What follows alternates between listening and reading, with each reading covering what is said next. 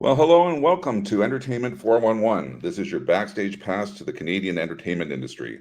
My name is Nick Krewen. I'm a music journalist and contributor for the Toronto Star, SOCAN, and FYI Music. Today we have a special guest. He's the man responsible for discovering and introducing the world to the Tragically Hip. Jake Gold heads the Toronto-based Management Trust. He's been a manager for 43 years, started in 1981 with a band called the Purple Hearts. Current clients include The Pursuit of Happiness, Ethan Surman, Saray Certain, Grimm, and a little band called the Tragically Hip. Former clients include The Watchmen, New Regime, Big Wreck, Andrew Cash, and others. The Hip have sold approximately 6 million records in Canada, and upcoming projects that are coming up in the very near future include a 4-part documentary series called No Dress Rehearsal, premiering at the Toronto International Film Festival, TIFF, on September the 5th.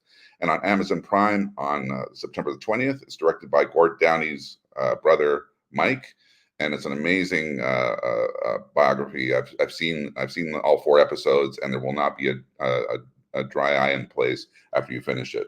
There's also this is our live coffee book coming out October 1st via Genesis Publishing, and the Up to Here box set will be out November 8th. And there's also been a number of wines and other alcoholic beverages that the Tragically Hip have put out over the last little while. And one more thing about Jake, he was recently inducted into the Canadian Music Industry Hall of Fame, and he has also been awarded the Canadian Music Industry Manager of the Year for 1991, 1993, and 1994. Let's welcome Jake Gold. Thank you, Nick. Nice to hear. Nice bio. Heard it read back to me, but I will make a correction. The Tragically Hip have sold over 12 million records in Canada, and probably another 3 million around the rest of the world. So we'll call it 15 total. 15 sounds great, and I'm going to slap the hand of the Wikipedia manager when I see him next. So yeah, you can't believe Wikipedia. Yeah, you know? yeah. Well, yeah, and it's just been amazing. Like of the few bands that you can actually call iconic, that because people are throwing around the label so much these days, the Tragically Hip actually qualify as that, especially for Canadians. I mean, they're just a Canadian institution, and it must have been and must be an amazing ride for you for that. But let's start off with just the basic question, Jake. What is a manager? Well, I for many years I couldn't really define it until I ended up being on a bunch of board of directors for various different industry organizations, and then I realized, the manager, he's the CEO, and the band is the board of directors. So it's their business, but you're running it for them. So I can't think of a better way to describe it. And was it something that you, is this a profession that you actually chose, or did it choose you? That's a good one. So at some point in my life, I did choose to do it, but it's a very funny story. There's these guys that I've known since, some since public school, most of them since high school. And we play cards every once in a while. And one of them said to me, this is a few years ago, he said, you always got to do what you wanted to do. And I said, why do you say that? And he said, you don't remember in grade 6 when there was these three girls in our class, they wanted to enter a talent contest. And one of them was an acoustic guitar player, and the other 2 were singers, and the 3 of them were going to be like a trio. He said, and you rehearsed them for 2 weeks, and they ended up winning the contest. He says, you were a manager in grade 6. And when I look back on it, I always took that role. Mm-hmm. So in some ways, I guess it chose me. I didn't actually become a manager in the music business till 1981. I think I met you just shortly after that. Maybe. Yeah, it wasn't too long. I think the band you were managing at the time was New Regime. I think that was the first. Yeah, so I signed them, I think, in 83 or 84. So yeah. To RCA Canada, yeah. So yeah, they were my first recording act. They were my first. So I managed the Purple Hearts, was my first band. Their drummer was a childhood friend, and he approached me about being their manager. I wasn't a manager, and he said, "You should be our manager." And I said, I don't know anything about it. He goes, don't worry, you'll be good. And I was like, okay. And then New Regime actually opened for them one time. And I went, oh, this is really interesting. And I ended up doing demos and ended up getting him a record deal with RCA when there was an RCA, before it became BMG. Yeah. Right. I guess there's some misconceptions that are associated with what you do. And, for one thing, I think you mentioned it before, that the board of directors have the final say, and the band being the board of directors, or your act being the board of directors. Did your client always have the final say? Well, I think that a lot of the times my job is to, things are brought to me and then they're brought to the guys. So, Tom Cochrane once said, if you can lead a horse to water, but you can't make it drink, in one of his songs. And I think that goes the same with bands, is that, if you expect them to try and do something that they don't want to do, then first of all, they're not going to do it well, and they're going to do it begrudgingly, and then it's not going to come off anyways. So, sometimes you have to present it in a way that they understand all the ramifications of whatever their decision is going to be, and what the benefits are doing something and what the negatives are doing something. But we used to always have a rule with the guys in the Hip: if it wasn't an 85% success rate, then we wouldn't do it.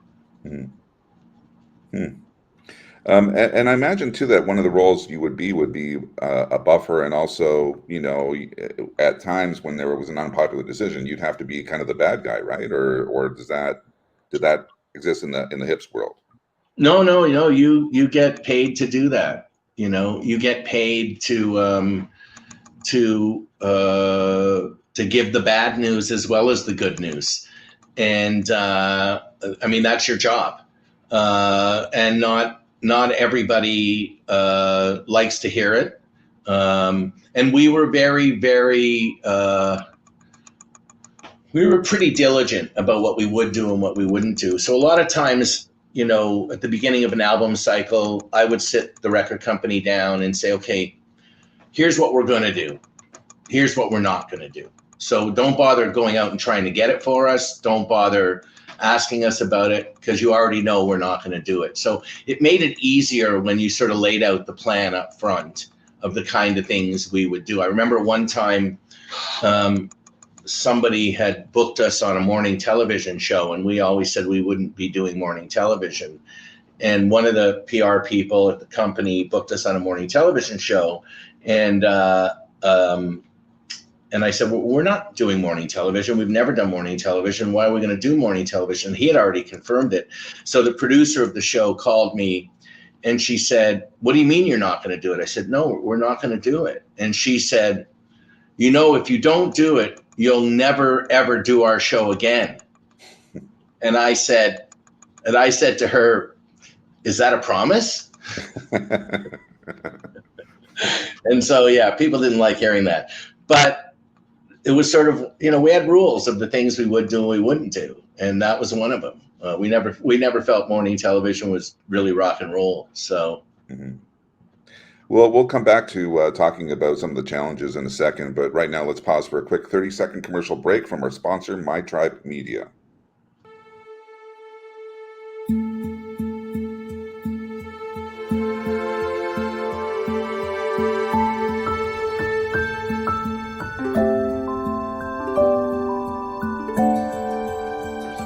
Director who gives you good notes. I'm going to be a bad director who gives you lousy notes. My Tribe Studio, a versatile space for your projects, a space to find your tribe. We're back, and we're talking with Jake Gold of Management Trust, who is probably best known for basically helping guide the very successful career of the Tragically Hip, which is one of Canada's probably all-time favorites, if not the favorite band around the music industry and just in general. We were talking a bit about the challenges. What are some of the other challenges that you find as a manager that perhaps people don't even understand or even get, or don't even realize? Well, I've had various different people work for me over the years, and when you're an entrepreneur, because you are running your own business as a manager, there are managers that work within big management firms. That's never been my style. I've never wanted to have one of those firms with like 30 acts and 6 managers, and that's not the kind of thing I wanted to do. And I'm very hands-on, but there are no real hours. The only way for me, and it's way harder now to sort of get away from it, was to go away where there was no cell service, or at the time we didn't have the kind of computers in our pockets that we have now. And I remember when we were touring in Australia, and we were touring all over the world in '92. My phone bills were like $4,000 a month. No one can even believe that today, because everything was over the phone. You could do faxes, but really to get stuff done, you had to get on the phone. And so you were on the phone all the time. So at the time I had an office in the basement of my house, and I would come up 6 hours a day to sleep and eat, and the rest of the time I was buried in the basement. Much to my now first ex-wife's chagrin. But it's tough on relationships. It's tough on social life. People talk about work-life balance. I saw someone recently say it's more like work-life flow, and I think that sort of hit home with me. So there are times where I do shut down, but I think that you're always on, especially when a band's on the road. Like you can't be not on. You have to be available 24/7. Anything can happen. Things can break down. We had trucks couldn't get off the island of Newfoundland because of weather. We had to move shows. Someone gets sick. A crew guy gets injured. There's so many different things that can happen. So you just got to be available. Do you feel that we're too connected these days with the change in technology? I mean, as you said before, everybody was talking, everybody's over the phone. These days, if a text doesn't get it done, it seems like nobody wants to pick up the phone and talk to anybody. I still use the phone a lot, to be honest, because I feel like I can get more done in a 10-minute phone call than I can in 20 emails back and forth, especially with tone and things like that. And I still have to remind the people that work with me, to get on the phone. Like, did you call them? Oh, I haven't heard from them. Well, did you call them? And then they call them, and then things get done. So I think the phone still works. I think you make your own choices on how connected you want to be. Mm-hmm. There are plenty of times where I just put my phone down and I'm going to watch tennis, or I get into a movie or something and I shut it off and I don't look at it. I like long flights on airplanes where I know no one's going to bother me for, go to Australia, 17-hour flight. It's great. I can watch 4 movies, get some good sleep and not be bothered for a while. So, but you do, like, even on those long flights, airplanes have Wi-Fi now. I never log into it. I look at it as, okay, this is downtime for me. This is a time to do other things, catch up, read, things like that. Mm-hmm. You were partnered with Alan Gregg, the decimal pole researcher, when you discovered the Tragically Hip. Can you tell me a bit about that and how you met them and what excited you about them? So I had met Alan in December of 1985 at you remember the magazine Music Express, mm-hmm. Which exists today online. Keith Sharp's magazine, and we had met at a party, and he was introduced to me as I was someone that could help him with an artist that he had been investing in. So we ended up getting on having a meeting, and I was going to help him with this project. And the guy I was working with at the time, things weren't going very well between us, and I decided to leave. And I called Alan one day and I said, yeah, I'm going to be working out of my home for now. And he said, well, why don't you come meet with me? And we sat down, and he said, let's put a business plan together. Let's start a business together. And I was like, okay. So we became partners in late January '86. In August of that year, Alan got sent a cassette tape by a friend of his named Hugh Siegel, who was a friend of his from the politics world, that Hugh's brother-in-law was good friends with the guys in the Tragically Hip. And his name is Fraser Armstrong. And Hugh had said to Fraser, I know someone in the music business, because he knew Alan. And they sent us this tape, and we thought it was interesting. And a week later, we set up a gig to see them at what is now Larry's Hideaway, what is no longer Larry's Hideaway. It's now they tore the whole building down and made it part of the existing park there. But you remember that place? Oh yeah. It was a great place. That's where a lot of great bands Teenage Head and all of those bands used to play there. And we set up a gig to see them. And it was interesting, because from listening to the tape, you really didn't know what kind of band they were. You knew they sounded interesting, but I had called this guy Fred Shagpar, I think was his name, and he was the buyer for the club. Mm-hmm. And you remember Fred? And I never met him, no, actually. And he said, well, I can give you this slot on a Saturday night. You're opening for a Rolling Stones clone band.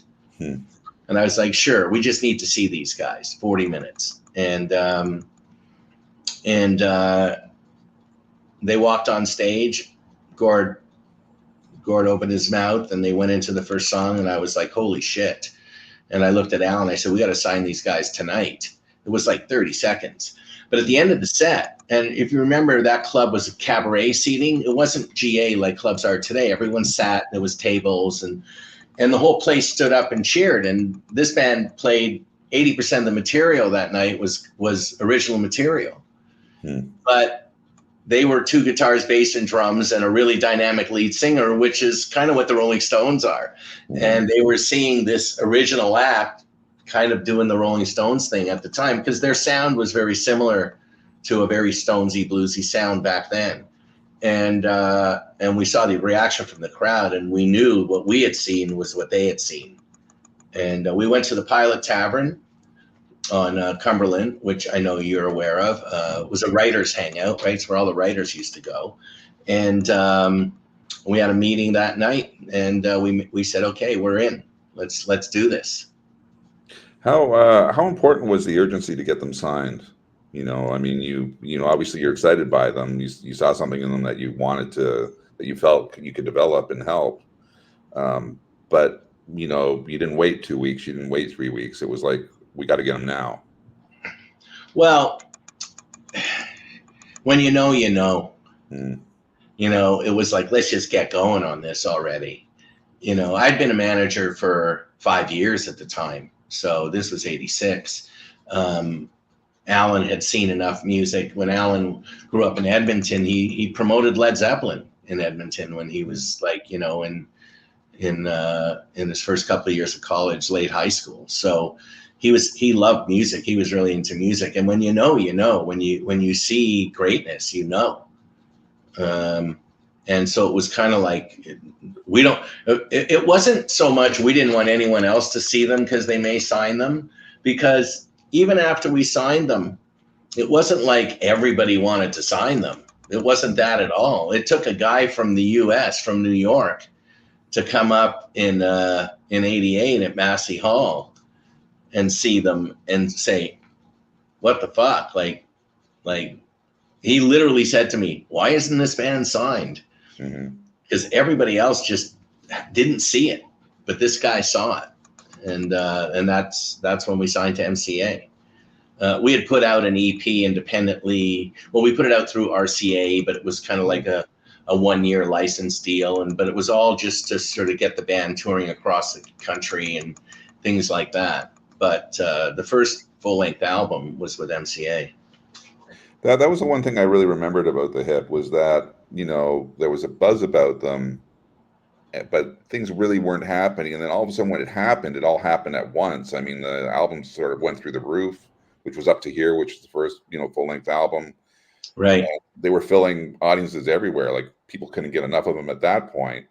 So obviously there was a great upward trajectory, and they deservedly became, as I mentioned beforehand, legends and icons in Canada. And as we mentioned beforehand, sold 15 million records. But now you're in a really unique position because unfortunately you had the passing of Gord, back in 2017. You had the final show that was shown in Kingston that drew millions of Canadians. I think 1 in every 2 Canadians saw that. And you remember where you were when you saw that. So what are the challenges now? You've got a non-recording, non-touring entity that you have to basically drum up new business for. How does that change the dynamic and process of what you do? Well, the beauty is the band recorded a lot of material that didn't end up on records. So we have this treasure trove of material, and we've been putting out stuff since 2021. We put out the Saskadelphia EP, and those were the recordings from Road Apples. We put out some other unreleased songs for the Phantom Power box set last year. We also been reissuing a lot of the records on vinyl. Vinyl's made a big comeback, so our fans like to collect vinyl, and so we've been remastering those records and remixing for Atmos as well. And then we've made this documentary. We have this book coming, as you mentioned, off the top, and we have 4 new songs from the Up to Here and pre-Up to Here sessions that are coming out with the Up to Here box that we already put out the Get Back Again single back in June, and it's now number 3 on the rock charts in Canada, and it's probably going to go number 1. It was one of those songs that every fan knew, but we had never released it. And so there's a lot of that, and we have a lot of live music. We recorded a lot of shows. And so we could probably put out a live record every year, and there'd be one coming, not just till we all are gone, but our kids are gone, and their kids are gone, and their kids are gone. They sound like friends. Yeah, there was a lot of material. So, but we're very cautious of it, making sure it's always quality. And we have a great team of people that listen to the music, that digitize it, great engineers that mix it, and we work with great mastering engineers to make sure that what people are hearing is of high quality. And so, we're not done for a while yet. There's all kinds of material that is out there that we have recorded that just has never been released. And I think as long as the appetite is there, we're going to keep putting it out. But you're only talking about the music. I mean, we've got the book coming out. We got the documentary series. Are you looking at any non-musical things that involve the hip? Because we have license deals with some alcohol companies. We do a lot of merchandise. We have a very robust merchandise store. People want to buy stuff with our name on it, and we work with quality brands. We work with Stanfields. We work with Tilly. People that make really good stuff that's made in Canada. We try our best to sell stuff that's made in Canada. And so we have a very robust merchandise. We have a U.S. store as well. The other thing we did this year is the National Celebration, which was the final show. We licensed that to PBS in the U.S. So that's airing all over the U.S. right now on all the PBS stations. And they all pick and choose when they're going to air it. So it's one market's this day, another market's another day. But we have something like 45, 50 markets, major markets in the U.S. airing it. And they're airing it again and again and again because that's what they do. So, and that's working for us as well. Plus there's a lot of revenue coming from synchronization. We just had a Head by Century was used in episode 5 of the recent Umbrella Academy show. And It's 6 episodes for their final season of Umbrella Academy, #1 show on Netflix, and they used the whole song off the top of the episode, like, which never happens. It's the whole song. And so that landed, I guess, August 8th. And since then, we've been charting on Shazam all over the world, like 34,000, 25,000 every week Shazams in like Ireland and the UK and Australia and the US and Brazil. Like, we were #1 Shazam in Beijing a couple of weeks ago. So all of a sudden there's a huge demand for that song. So who knows where it's going to go? You know, we may end up, and then with the doc coming out, who knows? There could be even a bigger demand than there is now. Well, you mentioned synchronization, which I, is probably one of the last sort of really. I'm trying to think of the right word here, but I mean, it's something that actually pays well, as musicians, to musicians, depending on what spot you get and where you place it, of course. There's that. There's, the vinyl sales, I'm sure, are again increasing.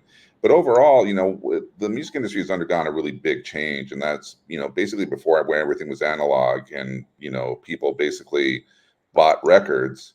You still had, you had a lot of royalties coming in for the bands and musicians in general. Then I know the hip got burned a little bit when digital downloading first came out. But with streaming today and people renting songs rather than buying them, there's a much different focus. So, I imagine that synchronization is one of the key areas that you look at in order to, direct your acts towards a profitable future. But what are some of the other things that sort of make up for that loss in revenue from recordings? Well, I don't necessarily agree it's a loss. Okay. And I'll tell you why. And if even if it's just straight math, it's like, when you look at the royalty rates and how things work, I can get a much higher rate for any band on the digital side than I can on the physical side. That's first and foremost. So whatever, let's just say we made $3 or $4 on a vinyl. That was like what the band would make, let's say. We'd make that once from you if you bought that vinyl. But if you play our music over and over and over again, and people talk about super fans, right? Well, we have a lot of them. That's the one thing that we did always, was we took care of our fans, and they appreciated that. And so when you have a lot of super fans, they listen to your music a lot. Like our ratio of super fans to monthly listeners on Spotify is one of the highest out there. And anybody who sees our numbers will say, whoa, like they don't see that. They don't see, you have almost 1 million followers and 1.2 million monthlies. Like most people, it's 20 million monthlies and 200,000 followers. Ours are almost even. So the super fans listen to our music a lot, and we get paid every time they listen to that music. So I think for the more pop acts that aren't really making money, they can make a lot of money off streaming, but they actually have to look at other things because they only make money that one time on that one song, where our whole catalog is getting played all the time. Mm-hmm. So our royalties are really good from streaming.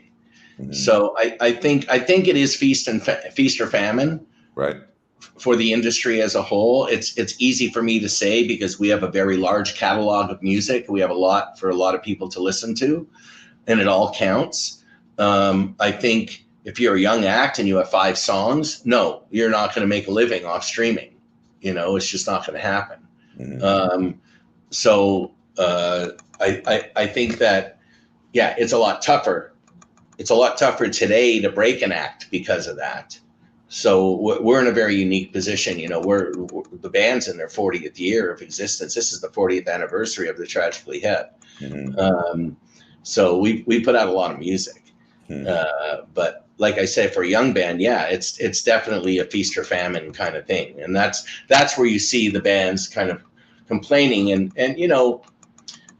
there's also publishing revenue, because you get paid from all of that. There's all kinds of ways. SiriusXM when they play your music, you get paid really well from there, and you get paid on the publishing and on the master side. And so there's a lot of royalties out there. It's one of the things that always miffs me, even when I meet with acts that have had a career, and you sit down with them and you realize that they're not registered for this and they're not registered for this. And that's one of the things we do, is we look at everything they're doing and we onboard them to make sure they're getting the most out of all their music. And now you have a situation where, especially with the older acts, you know, there's things called copyright reversion, and there's rules in the US that after 35 years, the copyright comes back. So now you're even in a better position to negotiate higher rates and maybe even get your masters back, and then you get it all, you know, because the fans are still there. So it's probably a little easier with legacy bands, with bands that have been around for a while. It's definitely harder with the younger act. Yeah, I was going to say that, you know, I mean, what a lot of people never really count on that much is nostalgia. And when you have a band like the Tragically Hip that's been around for 40 years, you have kids listening to it, then they get married, then their kids listen to that, and they become fans, and then their kids listen to that. And before you know it, you've just got this endless cycle of fans. Well, I call it nostalgia. Nostalgia, yeah, that's a good one. We put out a new old song as a new old stock, we call it, you know. It's a new song, but it's old. The recording may be old, but the song is still new. And for a new fan, you know, someone who's 17 or 18 that watched the Umbrella Academy and heard Ahead by a Century for the first time, and they went and Shazam that song, and now they're listening to it on YouTube or on Spotify, because all our streams are up on that song since the show came out. Like, they're up significantly. To them, that's a brand new song. They never heard it before, right? They don't know it's 27 years old. So I think that, you know, when you make timeless music, it's timeless, right? So there's that. Yeah, exactly. Yeah. We're going to talk a little bit more about about new acts when we come back, but let's pause for a quick commercial break. Your regular host, Fareed, has an upcoming show. Check out this trailer of Day Players, and we'll be right back. You are a born protagonist. Look at you. You're a failed professional. Okay, I wouldn't say failed. You're a finding bastion of hope in a rundown old school. I mean, it's not that bad. It just happens to be shared by the only woman who ever broke your heart. What did you do? Shh. Just watch. I've got a lot of auditions lined up. Like, so many auditions. I can imagine. I can relate. I'm having so many bookings. Like, it's like a library, just books everywhere. That's right. You're looking at the host of Canada's Next Great Handyman. I nailed my audition, bro. They said they'd call me. Guys, I'm gonna be the host of Canada's Next Great Handyman. You are looking at the host of right over. Okay, I'm feeling a little bit of hostility from you right now. Oh, please mansplain it to me so I can understand it better. Clearly you don't know what mansplaining is. Let me break it down for you. He's dead. Which is the purest and greatest form of theater? Improvisation.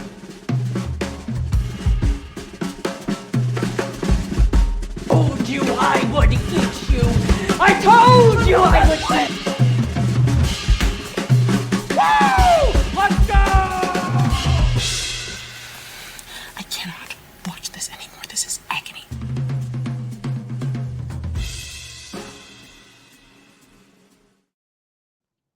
Welcome back. We're talking with Jake Gold of Management Trust, who is best known for sort of shepherding the careers, well, not sort of, for shepherding the careers of Tragically Hip.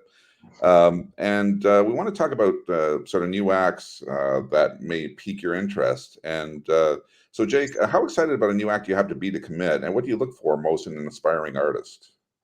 So for me, it's always, there's a couple of things. One is, you know, I need to see them live, because at the end of the day, you still need to go out there and play to people. You know, as I said earlier, streaming isn't going to pay you a ton of money, but in the short term. So you need to go out there and generate revenue from playing live and build your fan base, because those are the people that are going to stick with you in the long run. So you got to have your live chops up. You got to be a great communicator, and you have to have that certain something that, you know, I like to say, when I see it, it gives me a feeling that I didn't have before I saw it. that involuntary response. And Nick, you've seen enough acts in your time that when you walk into the room, you know when you've seen it. And a lot of times we'll fall in love with something that maybe we think was really much better than it was because maybe we were just in the best mood that day or something. But really, you really need to feel something and also to know that they have a great sense of self. I'm not a packager. I'm not hiring vocal coaches and dance coaches and building sets around them. That's not what I do.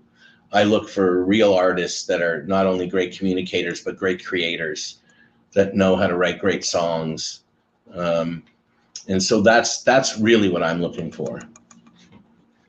What's the most common mistake that you find that aspiring artists make? And are you able to head them off at the pass when you see that sort of indication that they may be going a little off the trail? Well, I think sometimes they overthink things. I think that, when we used to make records way back when, I'm sounding so old, but when we used to make records way back when, tape was really expensive, studios were really expensive. So you went in and you captured the moment and you put it down and then you put it out. And today, there's so much time with tinkering that I think a lot of artists tend to overproduce, and they overthink a lyric, or they overthink a lick, or they overthink a drum part, or they overthink a mix. And at some point, you're taking away the life of a recording. And I think the great recordings always have captured a moment. And I think that's the biggest mistake that artists make, especially today, because they can all do it themselves. They can all, most of them can sit at a computer and create the whole thing themselves. But I think, you got to know when it's done. I think that's one of the real reasons why you need record producers, because I always used to say a greatest record producer tells you when to stop. Mm-hmm. Mm-hmm. And that's one of them. And the other one is I think a lot of artists think that everybody cares. And at the end of the day, nobody cares because nobody knows. Yeah. So you worry about things that really you have nothing to worry about. Alan Gregg used to say, that's like arguing over how many angels can dance on the head of a pin, because nobody cares. So yeah, I think that one of the interesting things that I find is that everybody that's involved in the music industry thinks that we're the center of the universe, and usually when you really boil down to it, you're lucky if 1% of the world actually cares, about artists in general. I mean, let alone you. Yeah, let alone me. I don't mean you. I meant any artist, right? Yeah. Right? And I think that's the biggest problem is that people. It's definitely a forest through the trees mentality, and you got to be smart enough to be able to step back and look at what really matters. Especially people, especially when you're building an act, like younger kids have a lot more time to spend on the music they love and going to shows and everything else. But as your audience ages, you got to be smart because they have other things going on in their lives. They have kids. They're not glued to their phone every day. They're not aware of every show going on sale. And so you really have to be conscious of awareness. I think that's a really big part of it. And I would think that one of the other challenges too would be that any other new distractions that come up, with technology or anything else that all of a sudden takes the focus away even further from music and just fragments that industry a bit more. Oh yeah, because you're competing against Instagram influencers, and you're just for attention, because it's the attention economy, right? Yeah. YouTubers, and there's a lot of great content out there that's entertaining and funny that isn't music. I find myself being drawn into, sometimes I'll go on TikTok and before I know it, 3 hours has flown by and I've been laughing my face off, just being entertained, right? So you're up against that stuff too. And I think that's one of the other big challenges for a young act is, that balancing between being really good at social media without being overt.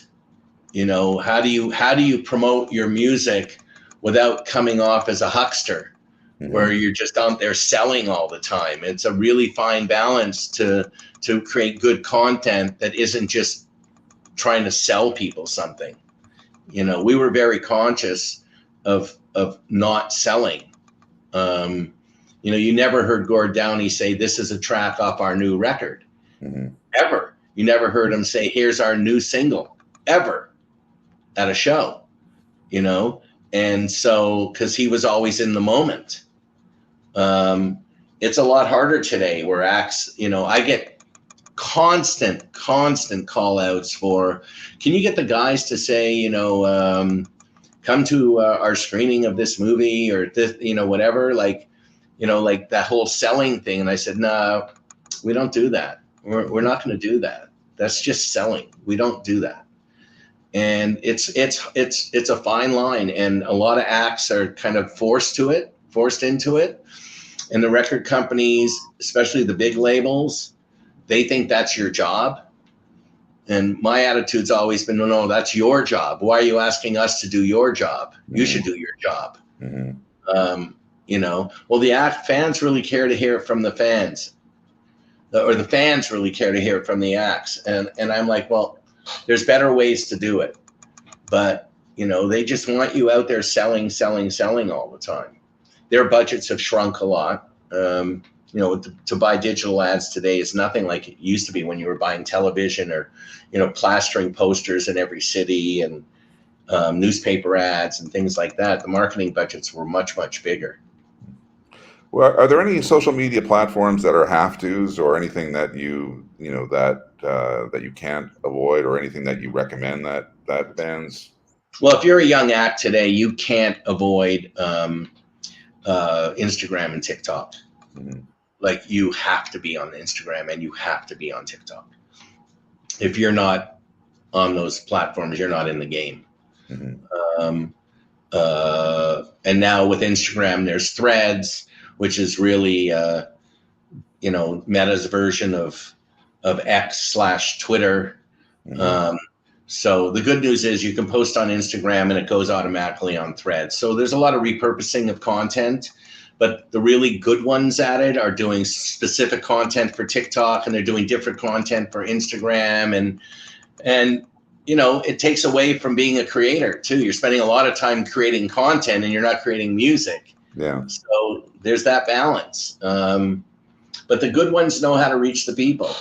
And it's hard to keep it up. That's why a lot of the bigger acts, they just have teams of people that do it. Yeah. It's much easier when it's a band, because you don't have to have any one person. You can just have an outside entity representing the band doing all the stuff. When you're an individual artist, people expect to hear it from you. So you're the one that has to create the content, because it's you. You're selling you. You're not selling a name of a group. So it's a different thing. So it's a lot harder. And I have sympathy for young artists today that are having to do that much work that has nothing to do with making music. It's all about promoting music. And the hopes that it'll go viral, you know, too, because I mean, they don't really get rewarded with the streaming, at least when they're starting out, as much as they might once they finally establish themselves. So Right. Yeah, no, it's really hard. It's really hard today to break an act. And yet there's new acts out there, but it's, you know, take a look at the band like the Beaches. You know, they're starting to break through. They're starting to sell a lot of tickets and everything, but they've been doing it for 10 years or more. Yeah. They're not newbies, right? And so people forget, like, it didn't just happen overnight. It feels like it to new people, but they've been doing it a long time. And I think that's what people forget, that, you know, you have to put in the hours if you want to get to that greatness level and to that real critical mass level. You got to put in the hours, especially live.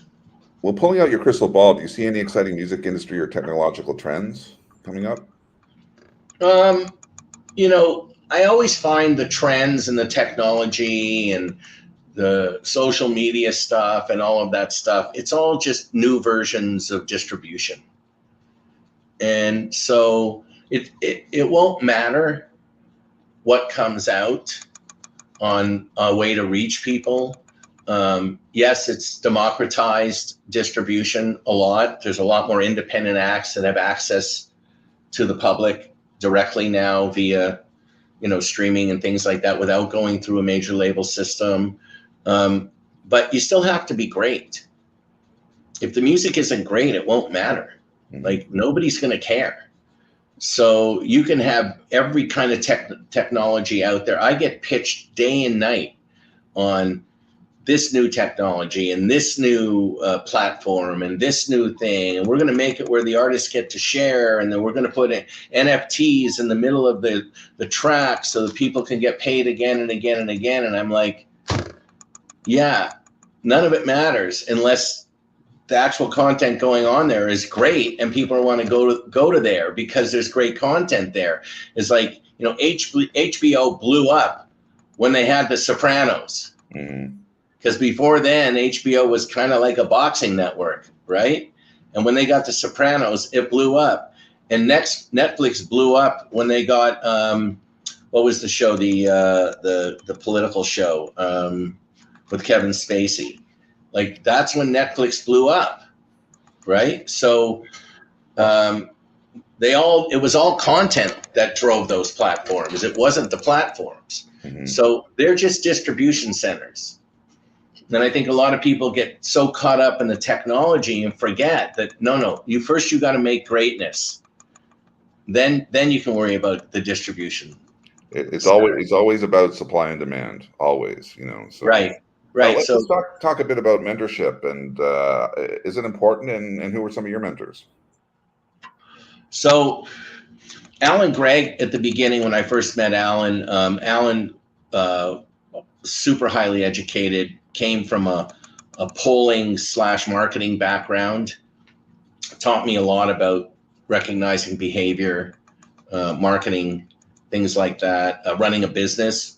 I didn't really know how to run a business, like run a business, with cash flow projections and things like that. And then through the years, Dave Kirby was one of the first guys that sort of took me in and showed me how deals worked with promoters. He was an agent, right? He was an agent, but he was also a manager. He became the manager of the Tenants. And I worked with him with the Tenants for a while. But he really understood the live deals and how those worked. And it was important to learn that side of the business if you're going to, have an act on the road today, and have relationships with promoters, because promoters are actually the guys putting the money on the line, and they're the guys in your local market that make a difference. So when you go to a place, you want to work with a good promoter that knows the market, that knows all the media in the market, that has contacts in all the market, because you're not there. So they're like you in every one of these markets. So it's really important to build relationships with promoters that to this day, I still have those same relationships. And then, once the hip started to get big, Ray Daniels would always call me and throw a few nuggets my way, who manages Rush, because he wasn't interested in managing the band. He just liked what I was doing. And he would say, this is really good, but think about this when you're doing this, or think about this when you're doing this, just little. And to this day, Ray and I are still really good friends. And then more recently, even Bruce Allen, who I talk to every so often. And we actually put out a Gord Downey solo record that he had made with Bob Rock, and Bruce manages Bob. So I spent a lot of time talking to Bruce over the last 2-3 years. My friend Jeff Jones, who runs Apple Corps, he does what I do, but he does it for the Beatles. He's always a great source of information and knowledge, because he's been doing that for quite a while, and they do pretty well. So he's a great source too. So yeah, I'm still learning all the time. One of the reasons I sit on various different industry boards is because I'm learning, new things that other people are doing that maybe I hadn't thought of. And I also do it because I can offer my knowledge to those people. on my experience. So it goes both ways. You know, when you're teaching, you're learning all the time. So. And it's interesting when you brought up Bruce Allen. I mean, Bruce Allen had the same start as you, is that, you know, Randy Bachman turned to him one day and said, "We want you to manage him." And he's like, "I don't know anything about managing." So you guys share that sort of root story in a way. I also wonder what you learned about television, because you were, for 6 years, you were the judge on Canadian Idol.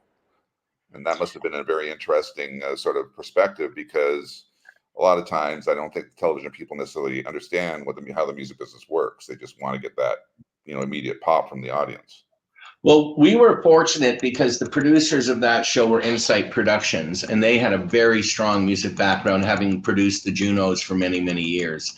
So John Brunton really understood music, and it was a music show. So there was definitely, but you learned pretty quickly, we were making a television show. We weren't making a music show, you know.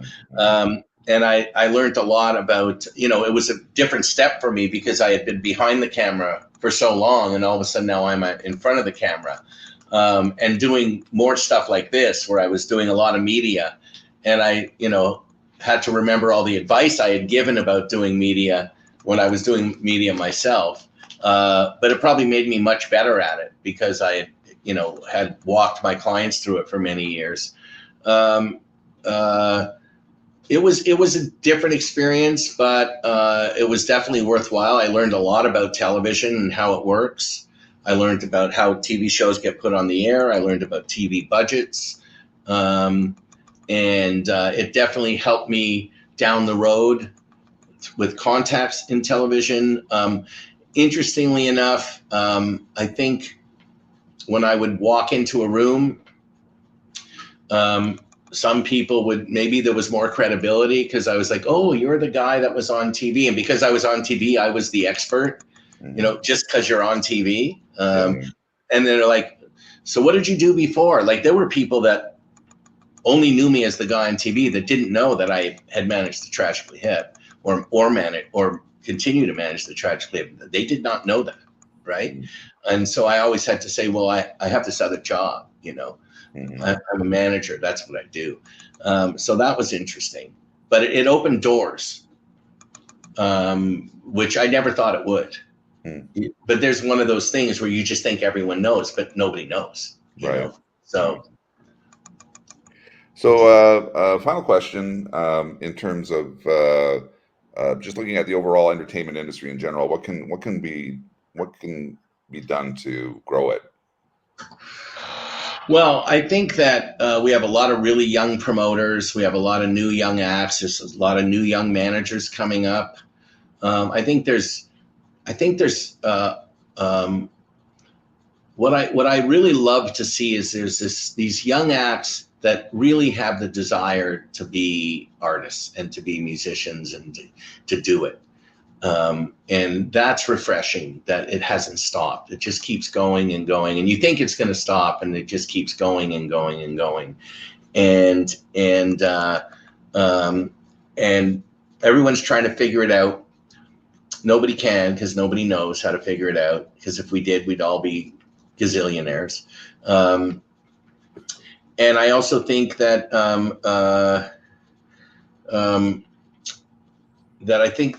that you know, we have decent funding in this country, which you don't see in a lot of other countries. I'd like to see that keep going, because we are up against the biggest exporter of culture in the world, which is the United States. I think that's an important thing. One of the things that I think is missing today is we need more filters. We need more people like you who tell people what's good and what isn't. And I think that because there is so much out there, you know, there's 100,000 songs being uploaded to Spotify every day. Yeah, I think it's up to 130,000 now. Yeah.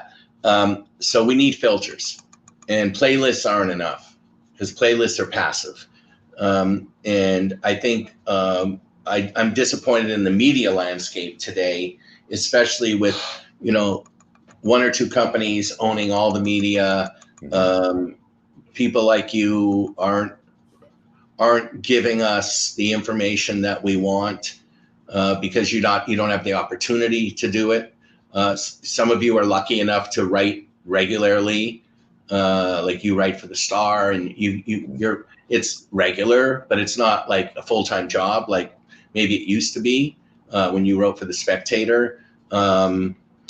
Trade magazines are a thing of the past. Like nobody cares anymore about trades. Even the trades today are like consumer mags. They're not real trades anymore. So I think that we could use more filters. I think they're out there, but they're harder to find, and they don't necessarily have the same impact that they used to have. If I was going to give one piece of advice to any young artist today, is I'd say start your email list right now. Whether it's an email list or a SMS, a phone number list, start it right now, because I think our mailing list is probably more powerful than any other piece of media that anybody has as far as the Tragically Hip goes. We send an email out, people pay attention to it because they know it's coming from us. And so that to me is the most important thing any artist could do, is start communicating with your fans directly. Great. Well, are there any questions from the audience at this point? I don't know. We could be here another hour for that, Nick. Well, we'll give it a minute, and I guess just in wrapping up, what has been I was reading a little bit about your history, and of course I stumbled across the roadside attractions, which was an innovative idea at the time. That was a cross Canada tour featuring the Hip, headlining a bunch of really great acts over 4 or 5 years. I think we're like 6 or 7 acts per tour, and I remember seeing Midnight Oil and Hot House Flowers and Daniel Lanois and Crash Vegas and a bunch of them. Yeah. And that was just such an amazing trek. And I'm just wondering, what are some of your highlights? What are some of the things that you're proud of doing? Because I know that obviously it's been a great career for you.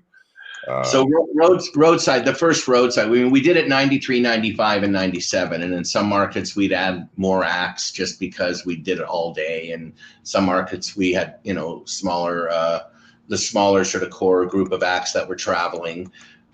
We always managed to have really great talent on there. It was like, it wasn't who was the greatest at the time, as who we thought were great acts. So one year we had Wilco and Sheryl Crow and Los Lobos, and we had Ziggy Marley, and we had Spirit of the West and Blues Traveler one year. So we always had really quality bands. So the first roadside, but just sort of dreaming it up and then putting it together and then watching it happen was a great accomplishment. That second night at Markham Fairgrounds, somewhere between 40 and 60,000 people there. When the Hip walked on stage, that was a moment I'll never forget. But, the other ones, some of the stuff we did, some of the great charity shows we did one for War Child in Winnipeg. There was 100,000 people there. It was a free show, and we managed to raise almost $400,000 for War Child and really put them on the map in this country. And I know Sam Nutt, who runs War Child to this day, says, without us, War Child wouldn't exist today. And so I remember standing on side stage when the band walked on for that show, and the feeling I got. And I was standing with Denise Donlan, who was running Much Music at the time. And I looked at her and I said, that feeling is why we do this, to get that feeling, because we're always chasing that feeling. It's like a drug, And I just remember that so well. And that was something that we just dreamed up. How can we do a free show and make money? And we dreamed it up. So we've got a question here, Jake. If a musician is seeking your representation, should they send you a demo tape or invite you to a show? I think the first thing they should do is send a link to stream their music. And if it can be in an email, they can send it to mail@mgmtrust.ca. And if there's a show coming up, even better. But don't send me files, and don't send me CDs, and don't send me tapes. Just send me a link, so I can stream it. The private SoundCloud link is probably the best thing to do. Don't send me drop boxes where I got to download your files or anything. Just a private SoundCloud link. It's fine. Cool. I think we're good at this point. So look, Jake, thank you very much for your time. It was very enlightening and very intriguing. And I thank you for sharing your knowledge. Thank you to the audience for tuning in. This is Entertainment 411, and everybody have a great night. Thank you, Nick.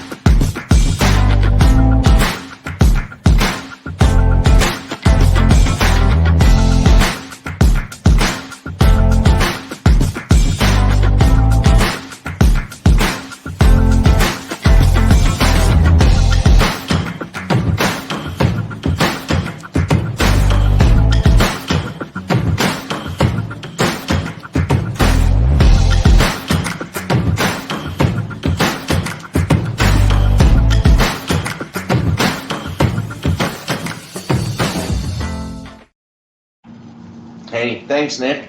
Yeah, thank you, Jake.